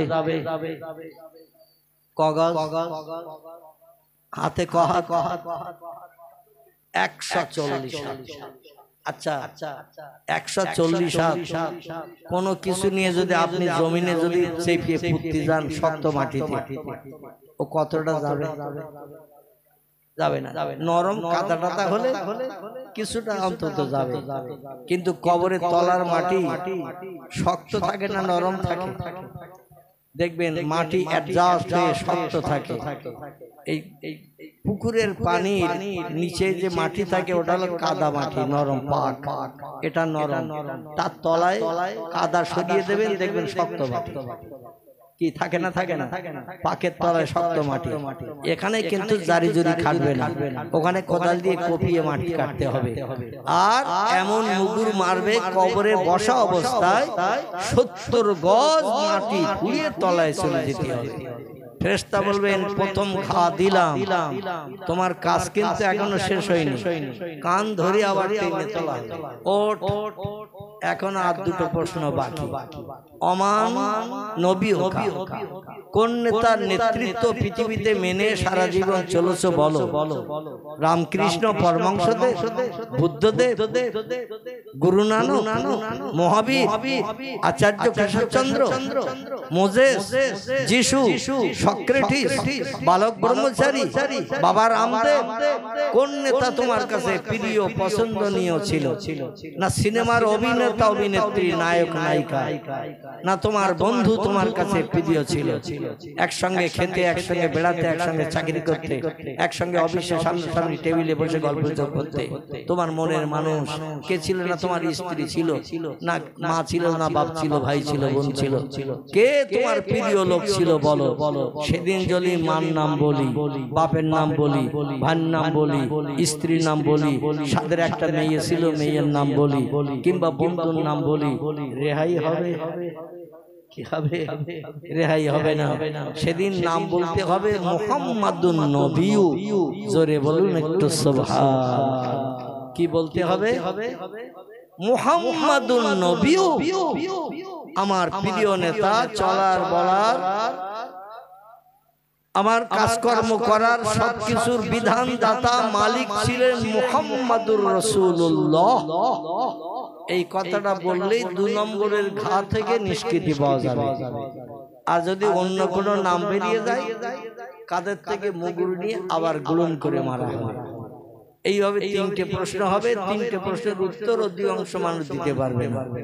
কবরে যাওয়ার পরও শয়তান সেখানে ধোঁকা দেবে। কবরে যাওয়ার পরও শয়তান সেখানে ধোঁকা দেবে। এই জন্য পাক্কা ঈমানদার ছাড়া শয়তানের ধোঁকা থেকে বাঁচা খুব মুশকিল হবে। জোরে বলুন একটু আমিন। এই জন্য একটু পাক্কা ঈমানদার হতে হবে। আল্লাহ বলে আমার শক্তি ক্ষমতা সব শক্তির ঊর্ধ্বে, এটা না দেখে বিশ্বাস করো, তাহলে তোমরা হবে পাক্কা মুমিন। জোরে বলুন একটু সুবহানাল্লাহ। পয়গম্বর সুলাইমান শুনলেন জিবরিল আমিনের কাছে, বলে লোকটার মরণ হবে চীন দেশের অমুক জায়গায়, ওইখানে তার মরণ আল্লাহ তকদিরে লিখে রেখে দিয়েছে। ও আছে আপনার মিশরের দেশে। মিশর থেকে চীন কাছাকাছি না দূরে? মিশর থেকে চীন অনেক অনেক অনেক হচ্ছে চীন দেশের অমুক জায়গায় ওই লোকটার মরণ আল্লাহ তকদিরে লিখে রেখে দিয়েছে। আর লোকটা বাস করছে মিশরে। মরণের সময় খুব বেশি নেই, দেহ থেকে প্রাণ নাশ করে দেহটা অচল করার সময় আর খুব বেশি নেই। তাই আজরাইল আলাইহিস সালাম ওর কাছে আসছে, কিন্তু প্রাণ বার করে নিচ্ছে না, কারণ এখন 1-1 মিনিট কিন্তু 5 মিনিট বাকি আছে। তাই ওর সামনে এসে ভয় দেখাচ্ছে যাতে ও মরণের জায়গায় যেয়ে পালায়। যেখানে মরণ হবে চীন দেশে, ওই মিশর থেকে চীন দেশে যেন যায়। সেখানে না গেলে আজরাইল প্রাণনাশ করবে না, কারণ এক জায়গায় মরণ লেখা আর এক জায়গায় প্রাণনাশ করলে আজরাইলের কৈফিয়ত দিতে হবে। জোরে বলুন সুবহানাল্লাহ। ওর মরণ তকদিরে লেখা আছে চীন দেশের অমুক যায়, তুমি মিশরে মেরেছ কেন? এই কৈফিয়ত দিতে হবে। এই জন্য ফেরেশতারা আল্লাহর হুকুম ছাড়া কাজ করে না। তাই ও ভয় দেখাচ্ছে বিকট চেহারা নিয়ে, লোকটা যাতে তাড়াতাড়ি চীন দেশে চলে যায়। তাহলে আসে লোকটা মিশর আর চীন দেশে যাবে, বলে ওই লোকটা আপনার কাছে বলছে না যে আমারে রক্ষা করে শত্রুর হাত থেকে, যেখানে যাচ্ছি যেখানে পালাচ্ছি আমারে সামনে দিয়ে ভয় দেখাচ্ছে, আমি ভীত সন্ত্রস্ত হয়ে হয়তো হার্ট অ্যাটাক করে আড়ষ্ট হয়ে মারা যাবো। তো সুলাইমান নবী বলছেন তোমারে কোথায় কোন জায়গায় রেখে আসলে তুমি ওই শত্রুর হাত থেকে বাঁচতে পারবে বলে মনে হয়? বলছে হুজুর ওই মিশরের দেশে আমি যেখানে পালাচ্ছি সেখানে তো যাচ্ছে পাহাড়ের গুহায় ঝোপঝাড় জঙ্গলে, এই জন্য আমারে উড়িয়ে নিয়ে একটু চীন দেশে নিয়ে যান। অনেক দূরের দেশ চীন দেশ নাম শুনেছি, সেই দেশে আপনার এই রাজসিংহাসনে বসে একটু উড়িয়ে নিয়ে যান, ওই দেশে নিয়ে যেয়ে আপনি যদি একটু রেখে দেন পাহাড়ের কোনো গুহার ভিতরে ভিতরে, তাহলে মনে আছে এই ভয়ঙ্কর শত্রু আমার আর খোঁজ পাবে না, আমার আর দেখতে পাবে না। আর সুলাইমান নবী রাজসিংহাসন এরোপ্লেনের মতো উড়ে বেড়াতো না এরোপ্লেনের মতো উড়ে বেড়াতো। 12,000 যাত্রী নিয়ে প্লেন উড়ে চলে যেত, বিনা তেলে বিনা কলে বিনা ড্রাইভারে। কয়েকদিন আগে একটা প্লেন অ্যাক্সিডেন্ট হয়েছে না, মারা গেছে না সব, একজন বোধহয় বেঁচে আছে। যাই হোক, আল্লাহর কি কুদরতি মহিমা, একজন বেঁচে আছে, তার থেকে তথ্য দিচ্ছে আমাদের ভারতের প্রধানমন্ত্রী, রাষ্ট্রপতি, এটা ওটা অনুষ্ঠান। যাই হোক, 200 কতজন যাত্রী ছিল, 70-75-80 জনের মতো, সব প্রাণনাশ করেছে। যাই হোক, আগুন ধরে দিয়ে সব পুড়িয়ে ছারখার হয়ে গেছে। তো আমি যেটা বলতে চাই সেটা, পৃথিবীর মানুষ মেশিন দিয়ে কলকাবজা দিয়ে মেশিন দিয়ে বানায় এরোপ্লেন, মাঝে মাঝে অ্যাক্সিডেন্ট হয়, মাঝে মাঝে যাত্রীদের প্রাণনাশ হয়, ড্রাইভারের প্রাণনাশ হয়, স্বেচ্ছাসেবক সেবিকা যারা থাকে সকলের প্রাণনাশ হয়, কেউ বাঁচে না। আচ্ছা, সুলাইমান নবীর রাজসিংহাসনে একটা মানুষ মারা গেছে এমন কোন তথ্য আছে কেতাবে? একটা মানুষ মারা গেছে কোন তথ্য কেতাবে? কারণ নিশ্চিন্তে হাওয়ারে ডেকে বলতেন, হাওয়া আমার রাজসিংহাসনে উড়িয়ে নিয়ে যান। হাওয়া পর্যন্ত আল্লাহ তারে বশ করে দিয়ে দিয়েছিল। তো এই হাওয়া তারে উড়িয়ে নিয়ে চলে যেত 12,000 যাত্রী সময়। তার এই প্লেনটা একটু ছোট প্লেন বলে মনে হয়। আপনাদের নেকো খাসদোয়ার বাবার কথা আল্লাহ পাক 3টে বছর প্লেনে ওঠা আমার বন্ধ ছিল। এই 2025-এর কার্তিক মাসের 2 তারিখ থেকে আমি প্রথম প্রোগ্রাম শুরু করেছি। তারপরে গত চৈত্র মাস রমজানের শেষে আর বৈশাখের বোধহয় সম্ভবত 12-13 তারিখের মধ্যে কয়েকবার আসামও গেছি, কয়েকবার ত্রিপুরাও গেছি প্রোগ্রাম করতে। এবছর এমনকি বাংলাদেশেও গিয়েছিলাম বৈশাখের 20 তারিখে, ফিরেছি 25 তারিখে। 4 দিনের মতো বাংলাদেশ প্রোগ্রামও করে এসেছি। তো যেটা আমি বলতে চাচ্ছি সেটা ওই 180, 85, 190 জন করে যাত্রী ধরে সচরাচর স্বাভাবিক প্লেনে 180, 85, 90 মানে 3টে করে সিট, 2টো লাইন, মাঝখানে একটা পথ। যে প্লেন গুলো 2টো করে সিট, মাঝখানে একটা পথ, ওতে খুব বেশি যাত্রী ধরে না, কিন্তু 3টে করে সিট আছে, 2 ধারে 2টো লাইন, মাঝখানে একটা পথ, এতে 180, 85, 90 পর্যন্ত ধরে। আবার এমন বড় বড় প্লেন আছে, যেমন যে প্লেন আমি হজ পাকে গিয়েছিলাম 2002 সালে, সেই প্লেনে ছিল 3টে লাইনের সিট, আর এক এক লাইনে 3টে করে সিট, 3টে লাইন, মাঝখানে 2টো পথ। তো এ মাথা থেকে ও মাথা নজরে দেখা যাচ্ছে না, এত লম্বা। যাই হোক, 700-750 মতো যাত্রী এক একটা প্লেনে নিয়ে গেছে। প্লেনটার নাম লেখা ছিল আগ্রা। কি নাম বললাম? আগ্রা। আগ্রা আমাদের উত্তরপ্রদেশ আছে না, আগ্রা তাজমহল, ওই আগ্রার নাম লেখা ছিল। তো 700-800 যাত্রী ধরবে একটা প্লেনে, এ মাথা থেকে ও মাথা দেখতে পাওয়া যায় না। আর যার রাজসিংহাসনে বসে 12,000 লোক যায়, তাহলে ওটা কেমন আকারের হবে মোটামুটি একটা আইডিয়া করলে বুঝতে পারবে। ওই রাজসিংহাসনে বসে হাওয়ারে ডাক দিল, হাওয়া, এই লোকটা সব শত্রুর হাত থেকে নিষ্কৃতি পাবে, যাতে প্রাণ নাশ করতে না পারে, ক্ষতি করতে না পারে। এই জন্য হাওয়া তুমি উড়িয়ে নিয়ে চলো, আমার রাজসিংহাসনে লোকটা নিয়ে চীন দেশে চলো। হাওয়া যেই বলেছেন, হাওয়ার সঙ্গে সঙ্গে পয়গম্বর সুলাইমান সমেত লোকটারে নিয়ে উড়িয়ে নিয়ে চলে যাচ্ছে। এক মুহূর্তের ভিতরে মিশর থেকে চীন দেশে যাওয়ার পর জমিনে উপর দিয়ে যখন যাচ্ছে, পাহাড় টপকে টপকে যাচ্ছে, বহু পাহাড় পর্বত ঝোপঝাড় জঙ্গল টপকে যাওয়ার পরে লোকটার মনে মনে ইচ্ছা হলো, বহু দূর দেশে যে বহু পাহাড় হাজার হাজার টপকিয়েছি, নদী নালা সাগর পাড়ি পাড়ি দিয়েছি, নিশ্চয় শত্রু এখানে আর আসতে পারবে না। বলে, হুজুর আপনি এখানে আপনার প্লেন নামান, রাজসিংহাসন নামান, এইখানে কোন একটা সেফটি জায়গায়, ভালো জায়গায় আমার আশ্রয়ের সুযোগ করে দিন, যাতে ওখানে আমি অন্তত আশ্রয় নেই শত্রুর হাত থেকে নিষ্কৃতির জন্য। সুলাইমান বললেন, যেখানে তোমার পছন্দ সেখানটায় বলো, আমি সেখানে তোমারে দিয়ে দেব। লোকটা একটা পাহাড়ের গুহার ভিতরে খাদ গর্ত গুহার ভিতরে থেকে বললো, এই জায়গাটা আমারে রেখে দেন, নিশ্চয় শত্রু এখানে আমার আর খুঁজে পাবে না। যেই পাহাড়ের গুহার ভিতরে লোকটারে দিয়ে সুলাইমান নবী রাজসিংহাসন উড়িয়ে নিয়ে আবার মিশরে চলে এসেছেন, দেশের প্রজাদের সুখ দুঃখের ভাগিদার বনার জন্য। আর যেই পাহাড়ের গুহার ভিতরে ঢুকিয়ে দিয়েছেন, আজরাইল সঙ্গে সঙ্গে গুহার মুখে হাজির। আজরাইল সঙ্গে সঙ্গে গুহার মুখে হাজির। আজরাইলের মুখে এখন আর ভয়ঙ্কর চেহারা নাই, ভয়ার্থ কোনো চেহারা নাই। আমার ভাইরা চেহারাটা স্বাভাবিক করে নিয়েছে। লোকটা তখন দেখছে, এই লোকটাই তো আমার পূর্বে তাড়াচ্ছিল মিশরের দেশে। চেহারার কিছু নমুনা পাচ্ছি, তবে ভয়ঙ্কর ছিল তখন, চেহারার বিকট বিকৃতি ছিল, এখন তার দেখছি না। লোকটা তখন দেখে বলছেন, মান আনতা মাসমুকা ইয়া আখি, আমি যেখানে যাচ্ছি সেখানে তোমার দেখছি, তুমি কে একটু পরিচয় দাও।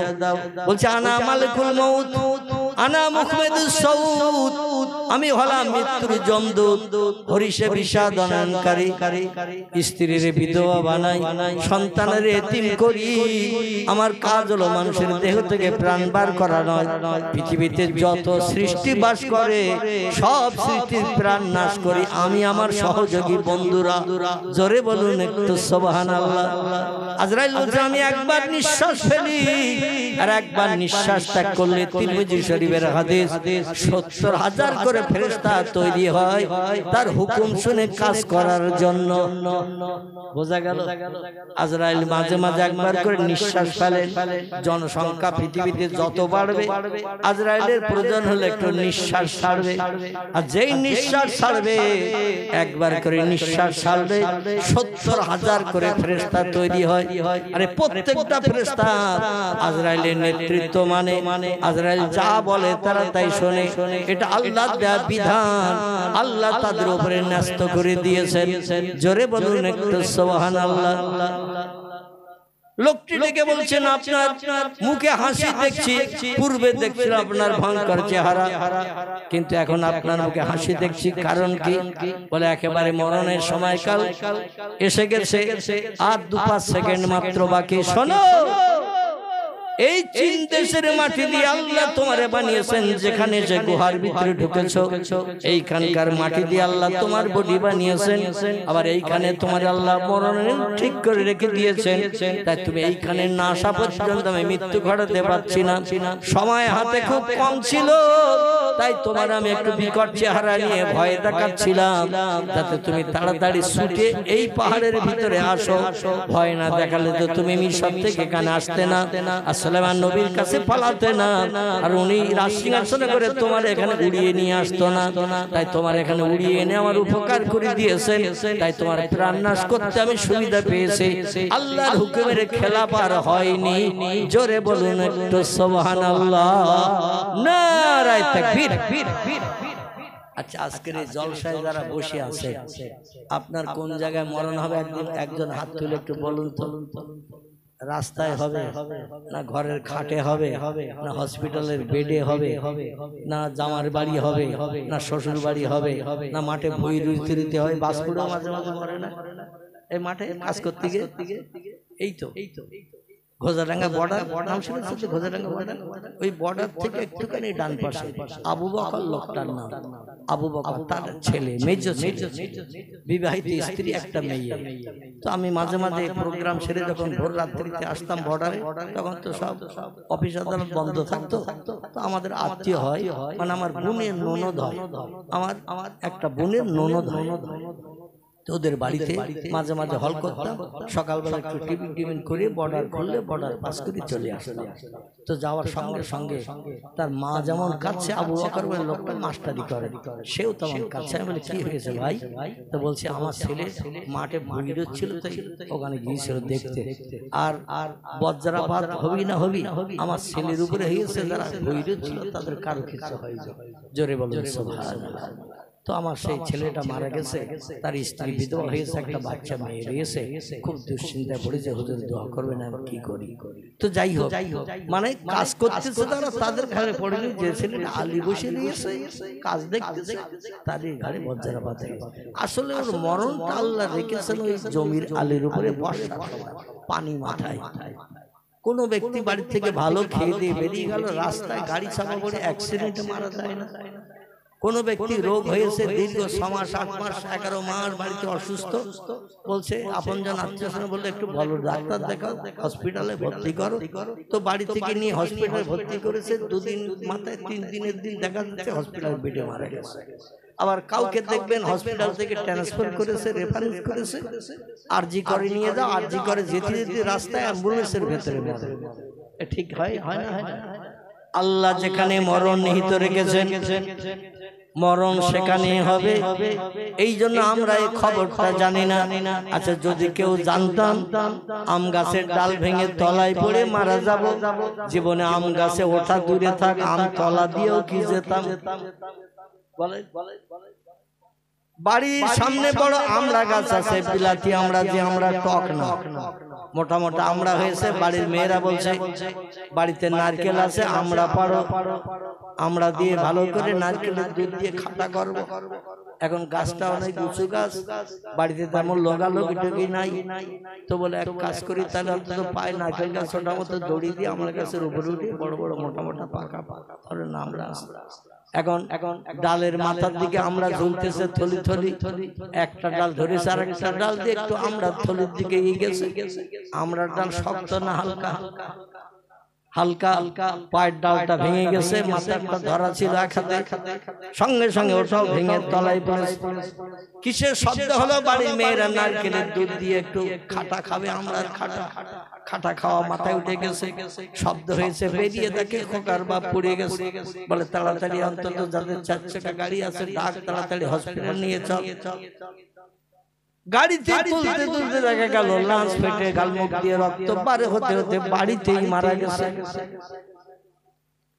আমার ভাইরা কারো মরণ যদি আল্লাহ পানিতে রাখে পানিতে আপনি হাজার চেষ্টা করলেও তাকে আটকে রাখতে পারবেন না জামার বাড়ি নদীর ওপারে নৌকা যোগে নদী পার হতে হয় ব্রিজ টিরিজ নাই নৌকায় করে নদী পার হতে যাচ্ছে নৌকা ডুবি হয়ে গেছে সবাই সাঁতরিয়ে ডাঙায় উঠেছে ওই লোকটা কিন্তু সাঁতার দিয়ে উঠতে পারে নাই এমন ঘটনা ঘটে না আল্লাহ পাক কিছু জিনিস নিজের হাতে রেখে দিয়েছে এটা বান্দারে দেন নাই কিছু জিনিস আল্লাহ বান্দারে দেন নাই তাও বান্দারা আল্লাহরে নেয় না আর আল্লাহ যদি সব জিনিস বান্দারে দিত আল্লাহরে অনেক আগে মানুষ আল্লাহরে নিত না ঠিক না ভুল কবে কিয়ামত হবে দুনিয়া ধ্বংস হবে কবে এটা আমরা কেউ বলতে পারবো পশ্চিম দিকে কবে সূর্যোদয় হবে ডগমগ করে ঠেলে উঠবে আমরা কেউ বলতে পারবো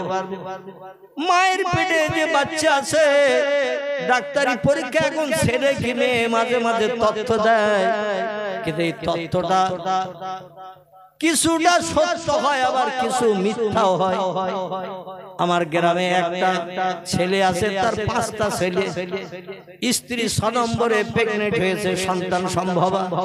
বলে একটা মেয়ের চিন্তা ভাবনা, তাদের 5টা ছেলে, একটা মেয়ে হলে ভালো হয়। তো 6 নম্বরে আল্লাহ তার স্ত্রীকে প্রেগনেন্ট করে, প্রেগনেন্ট হওয়ার পরে মেয়েদের প্রতি মাসে মাসে যে রোগটা হয়, রোগ বন্ধ হয়ে গেছে, মানে সন্তান সম্ভব হয়েছে। এটাই নমুনা উত্তপ করে বোঝা যায়। যতদিন প্রতি মাসে মাসে রোগ হবে তখন প্রেগনেন্ট থাকবে না, যখনই প্রতি মাসে মাসে রোগটা সেরে যায় তখনই বোঝা যায় প্রেগনেন্ট হয়েছে।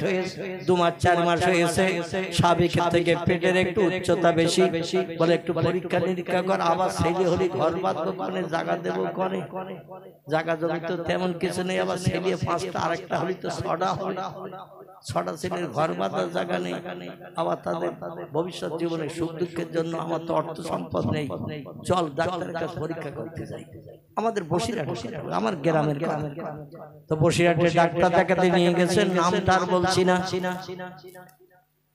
বসিরহাটে ডাক্তার দেখাতে নিয়ে গেছে, বিজ্ঞানী পরিকল্পনা মেশিন দিয়ে যাচাই করে বলছে পেটে আবার ছেলে। ডাক্তার কি বলতে, 5 নম্বর ছেলে, পরস্পর ছেলে, 5টা ছেলে, 6 নম্বরে তোমার স্ত্রী পেটে আবার ছেলে। বলে আবার ছেলে হবে, যে দুশ্চিন্তা সেই দুশ্চিন্তা। স্ত্রী বলছে আসে যখন তো আর নষ্ট করবো না, আল্লাহ যখন ছেলে দিয়েছে হোক। স্বামী বলছে তুই যা করিস তাই হোক। 9 মাস 10 দিন কাল অতিবাহিত যেই হয়ে গেল, সবাই চিন্তা ভাবনা করে আবার ছেলে হবে, 5টা ছেলে 6টা হবে। বাচ্চা ডেলিভারি হলো যেদিন, দেখা গেল একটা মেয়ে। কি হয়েছে আমার ভাইরা, 6 নম্বরে হয়েছে মেয়ে। মেশিনও মাঝে মাঝে ফেল করে না, মেশিনও মাঝে মাঝে ফেল করে, কিন্তু আমার আল্লাহ পাকের কোন কাজে কোনদিন ফেল হয়? আল্লাহর কাজে কোনদিন ফেল হয় না। এজন্য আল্লাহ পাক কোরআনে বলছেন, ইয়া আইয়ুহাল্লাযীনা আমানু, ও দুনিয়ার ঈমানদার মুমিন মুমিনা নরনারী, আমার উপরে ঈমান আনো, বিশ্বাস স্থাপন করো। অকুনু মাস সাদিকিন, এবং সত্যবাদী ঈমানদার মুমিনদের দলে দলভুক্ত হও। এবং তোমরা ওসিলা তালাশ করো, ওসিলা তালাশ করো আল্লাহ ওয়ালা, আল্লাহ প্রেমিক খোদা ভক্ত যারা হবে তাদের কাছে যে তথ্য নাও, দেখবে তারা যে তথ্যটা হবে 100% সেটা আল্লাহ সত্যে পরিগণিত করিয়ে দেয়। জোরে বলুন একটু সুবহানাল্লাহ। তবে এই আল্লাহ ওয়ালা, আল্লাহ প্রেমিক মানুষ এখন পৃথিবীতে খুঁজে পাওয়া খুব দুরূহ। ঠিক বললাম না? আল্লাহ ওয়ালা, আল্লাহ প্রেমিক খোদা ভক্ত মানুষ পৃথিবীতে খুঁজে পাওয়া খুব দুরূহ। একটা দলের মানুষ পৃথিবী আর খুঁজে পাওয়া যাবে না কিয়ামত পর্যন্ত, যাদের কথা সত্য, যেটা বলেছেন সেটা সত্য, মিথ্যা কোনোদিন রূপান্তরিত হয়নি। সেটা হলো নবী আম্বিয়ার দল। নবীরা যেটা বলেছেন পরবর্তীতে মানুষ অপেক্ষা করে ধৈর্য ধরে দেখেছেন সেটা বাস্তবে সত্য হয়েছে। সেই নবীর দল পৃথিবী থেকে উধাও হয়ে গেছে, উঠে গেছে আল্লাহর ডাকে সাড়া দিয়ে 1450 বছর আগে। কতদিন আগে? 1450 বছর আগে আল্লাহ পৃথিবী থেকে নবী পাঠানো বন্ধ করে দিয়েছেন। খাতামান নবিয়্যিন, নবীকে শেষ করে দিয়েছেন পৃথিবীতে পাঠানো। সত্য কথোপকথন, সত্য কথা বলা, মানুষের মগজের দুশ্চিন্তা দূর করার কাজ বন্ধ করে দিয়েছেন পয়গম্বর মুহাম্মদ রাসূলুল্লাহকে দিয়ে। 2 নম্বর আর একটা দলের মানুষ পৃথিবীতে এখনো কিছুদিন আছে এবং থাকবে, তবে এই পৃথিবী যখন শেষ লগ্নে চলে যাবে ওই দলের মানুষ আর খুঁজে পাওয়া যাবে না। সেটি হলো আমলে সালেহাকারী, সেটি হলো আমলে সালেহাকারী ব্যক্তি। এদের আরবি নাম বলা হয়েছে ওলি আউলিয়ার দল। জোরে বলুন একটু সুবহানাল্লাহ। আল্লাহ বলছেন মান আমানা বিল্লাহি ওয়াল ইয়াউমিল আখির ওয়া আমিলা সালিহান। খুব ভালো করে শুনেন। আল্লাহ বলছেন আমার উপরে যারা না থেকে বিশ্বাস করলো, ঈমান স্থাপন করলো, ওয়াল ইয়াউমিল আখির, পরকাল বলে একটা লম্বা জিন্দেগি আমি বানিয়ে রেখেছি। দুনিয়ার জিন্দেগি 10,000 বছর, 15,000, 20,000 বছর যদি পৃথিবীর বয়স হয়, পরকালের জিন্দেগিটা কিন্তু কোটি কোটি বছরের জিন্দেগি। দুনিয়ার জিন্দেগিতে মরণ অবশ্যম্ভাবী, মরণ হবেই হবে, কিন্তু পরকালের জিন্দেগিতে লা ইয়ামুতু আলাইকুম ফিহা, পরকালের জিন্দেগিতে কোনো মরণ নাই, কাউকে সেখান থেকে বাইরে কোনো জায়গায় ট্রান্সফার করাও হবে না। জোরে বলুন একটু আমিন।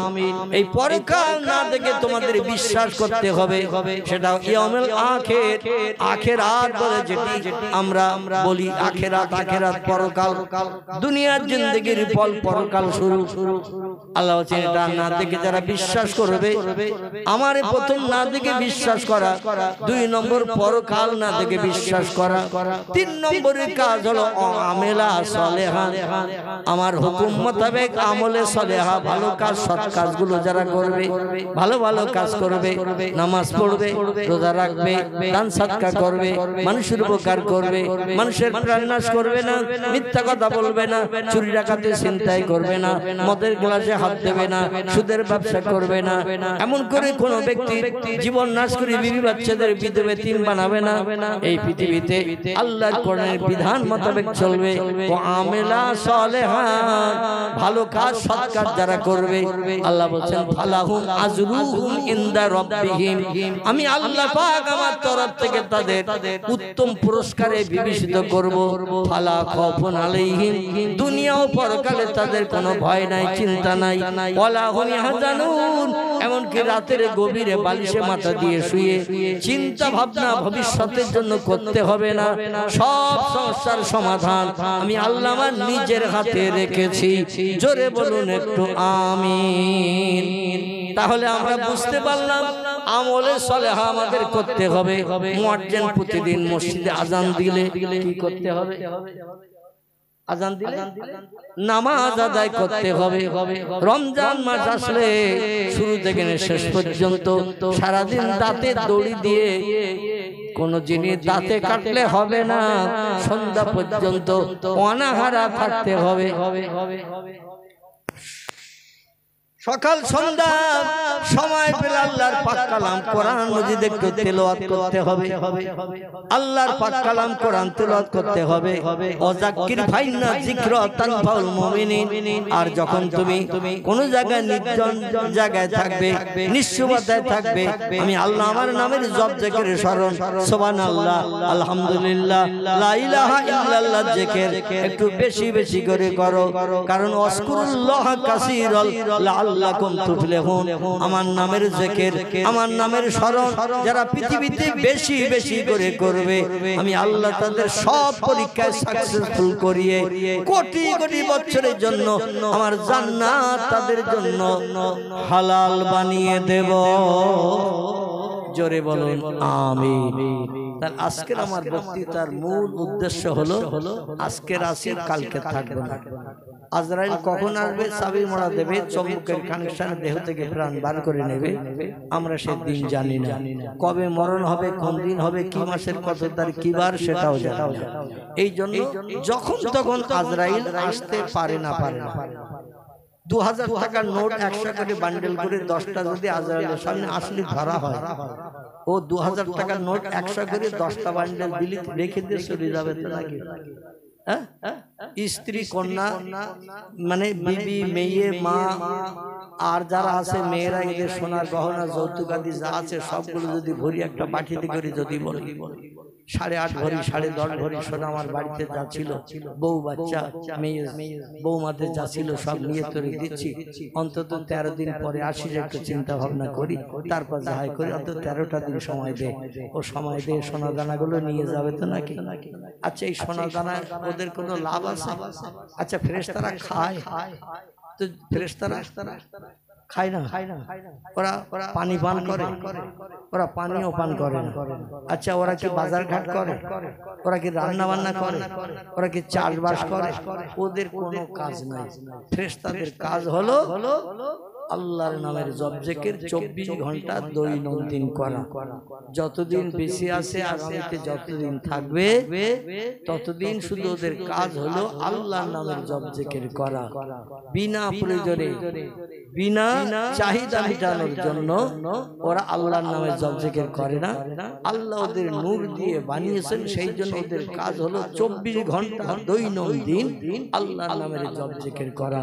পৃথিবীতে দুটি দলের মানুষ ফেরেশতাদের মতো আল্লাহর নামের জপ জিকির করেছেন। একটা হলো নবী আম্বিয়ার দল, পৃথিবীতে আর কোনো নবী আম্বিয়া নাই। একটা হলো ওলি আউলিয়ার দল, এখনো আগামীতে কিছুদিন থাকবে। যতদিন মানুষ সত্য কথা বলবে, যতদিন মানুষ আল্লাহর উপরে বিশ্বাস স্থাপন করবে, আল্লাহ শক্তি সাহায্যকে মানুষ যতদিন পর্যন্ত হৃদয়ে দৃঢ় প্রতিজ্ঞাবদ্ধ বিশ্বাস করবে যে আল্লাহ শক্তির উপরে, ক্ষমতার উপরে আর কোনো ক্ষমতা নাই, আল্লাহ আমার জন্য যেটা করেন সেটাই যথেষ্ট, এই মনোভাবটা মানুষ যতদিন মনের ভিতরে রাখবে ততদিন ওলি আউলিয়া পৃথিবীতে থাকবে।